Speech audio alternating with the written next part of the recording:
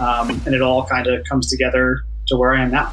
So the big question is, what are the top agents doing to absolutely crush it in real estate, grow their teams, and add more transactions year over year while so many struggle?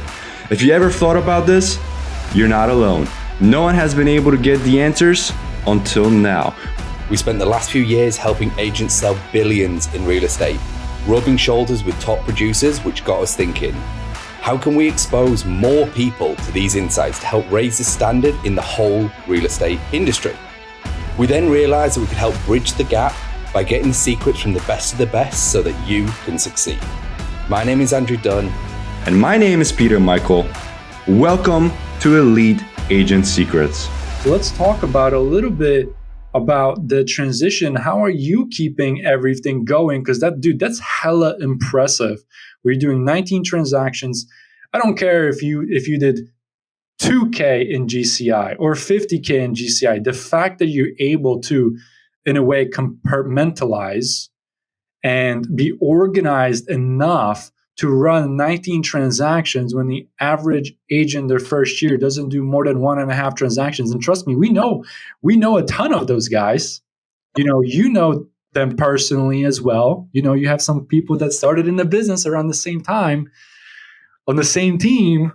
They're no longer there. So how the hell are you doing this all at the same time while you're doing house hacking, you have a full time, you have a girlfriend, you have a life? Talk to us a little bit about that. There's definitely sacrifice.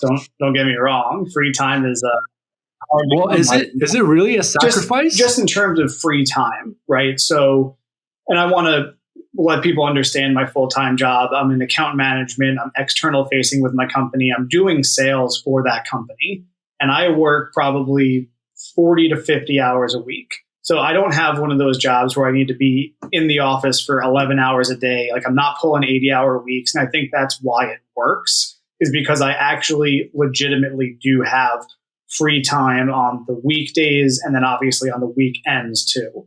So for me, I'll basically log on my computer at 8:00 for my full-time job.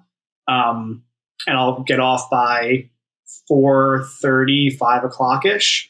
And then from that point on, even till 10 p.m., I'll be doing showings. I'll be lead generating. I'll be following up. I'll be doing all the real estate related tasks, right? It's just in a shorter time frame, because a lot of people, if you're full time and you can make your own schedule, you're going to do a workout class in the morning. You're going to meditate. You're going to, emails from 8 to 10. You're going to lead gen from this to that. You're going to have lunch with somebody every day. I mean, I don't have time for that, right? So I need to just squeeze it. And the most important thing you're going to do is lead generate. So honestly, most of my time is just spent there.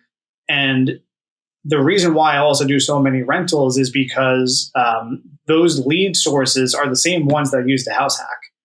So I just thought to myself, I was like, well, when I was doing this, I was using Craigslist and different Facebook groups and different websites. Everyone's just looking for a place to live. Doesn't mean they're looking for a room. But if I just use those same sources and I have a script and I just reach out to them and say, hey, if you need help, I'm an agent, I can help for free, let me know. And of I'll send out 10 of those, 2 will get back, 1 will turn into a client, right? That's just how it all works. So doing that over and over is how you get the 19 clients, the 19 transactions in the year. And then on the weekends, obviously, is when you're doing the open houses, or you just have more time or flexibility into your schedule to do real estate, even though some weekends I don't do any because I'm, taking a trip and seeing family or friends, or I'm just not in town. So you do have to balance all of those different things, but I think it's worth it. I'm doing this because I really enjoy it, because I'm knowledgeable about it, because I've bought houses, sold houses, represented people, been a landlord, had good things happen, had very bad things happen. I've been there and I can give that advice and experience. And at the end of the day, I'm not going to leave after 1 year of real estate because I'm starving when I have a full-time job, right? I'm good. Everything in real estate is icing on the cake that goes into other investments and helps other things, right? So I am in it for the long term and because I enjoy it. And when you're there for the right reasons, it's really easy to continue. So somebody who's looking and they're looking for the transition into real estate, since you're doing this part-time, did you ever want to go full-time right out of the gate? Not right out of the gate. And I'll say, having a well-paying full-time job to just cut rope and go to zero, I mean, that's not really enticing for me. Also, for myself, I'm a type 1 diabetic, so I have other things like health benefits to consider because I'm not going to go uninsured being a diabetic. But I also think, honestly, doing real estate part-time is kind of the best of both worlds. I have a W-2 income plus annual bonuses based on how my company does every year. And then on my free time, when I want it to be income producing productive time, I use it to do just that. So having just the 1099 option to have whatever you want to call it, a hobby, something you're passionate about, a way to make more money is a great opportunity. And because you make your own schedule, no one's yelling at you because you didn't spend enough time working in your real estate portion of my days. I mean, I'll do what I can. And also, when I'm part-time, I actually make it a point to not take on too many clients because I don't want to overload myself and I want all my clients to have a great experience. So sometimes I'll stop lead generating for a little bit, which is really not something anyone would ever tell you to do as an agent, but I just don't want to feel like I'm sinking under all these clients' needs and missing something because I want the people who work with me to have a great experience, come back, tell someone about me, get referrals, all of that. So I manage not only the time, but the workload to be realistic for myself and what I can and can't actually accomplish. See, so going back to your point, to some people, that is sacrifice. To you just have your fucking priorities in order of the things that are important to you. And you're choosing to invest your time into growing further as opposed to wasting it away on another show, another episode on Netflix, right?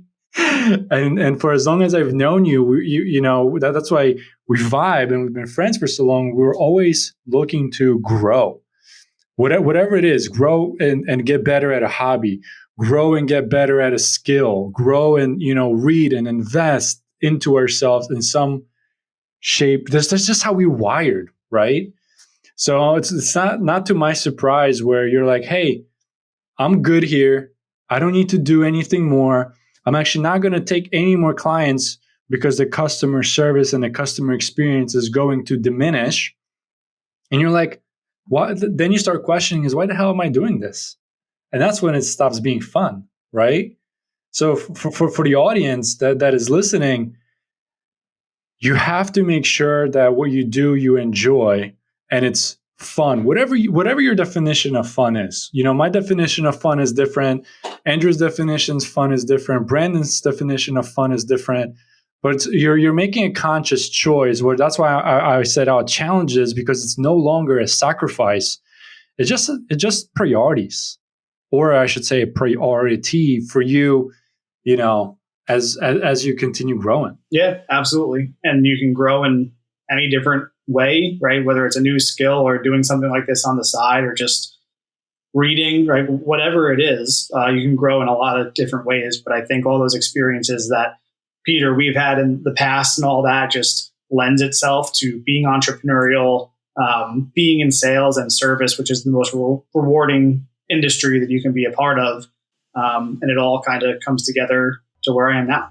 Hey, thanks for listening to this episode. Now, before you go, we're giving access to a private training we did where we revealed the top 3 niches to get listings today completely for free. So if you want access, you can go and download that training at eliteagentsecrets.com.